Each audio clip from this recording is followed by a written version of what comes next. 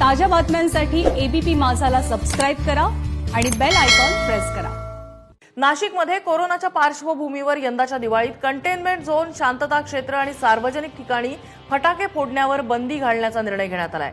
नाशिकचे जिल्हाधिकारी सूरज मांढरे यांनी या संदर्भात आदेश जारी केलेत।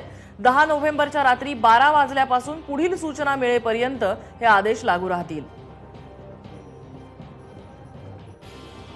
प्रांजल कुलकर्णी आपल्याला अधिक माहिती देत आहेत। प्रांजल, आता कोरोनाच्या संकटात फटाक्यांवर सुद्धा निर्बंध येत आहेत।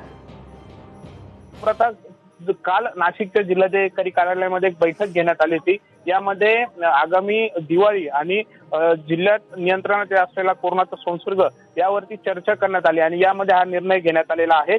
आगामी दिवाळीच्या पार्श्वभूमीवर नाशिक जिल्ह्यामध्ये सार्वजनिक ठिकाण, कंटेनमेंट झोन आणि जे शांतता क्षेत्र आहेत त्या ठिकाणी आता फटाक्यांवरती बंदी घालण्यात आलेली आहे। फटाक्यांमुळे म्हणजे जे फटाके वायू प्रदूषण करतील, यामध्ये सर्वच फटाके करता येतात, त्या फटाक्यांवरती बंदी घालण्यात आलेली आहे। जिल्हाधिकारी सूरज मांढरे यांनी हे आदेश दिलेले आहेत। तर दुसरीकडे शहरामध्ये देखील आता दिवाळीच्या पार्श्वभूमीवरती खरेदीसाठी गर्दी होताना बघायला मिळते। याच पार्श्वभूमीवर पोलीस आयुक्त दीपक पांडे यांनी देखील आता शहरात मने आदेश लागू होऊ शकतात असं म्हटलेलं आहे। त्यामुळे आता कुठेतरी नागरिकांनी देखील स्वतःची जबाबदारी समजत अशा प्रकारे गर्दी न करणं आणि प्रशासनाला सहकार्य करणं हे गरजेचं आहे। नम्रता। प्रांजल, धन्यवाद या माहितीबद्दल।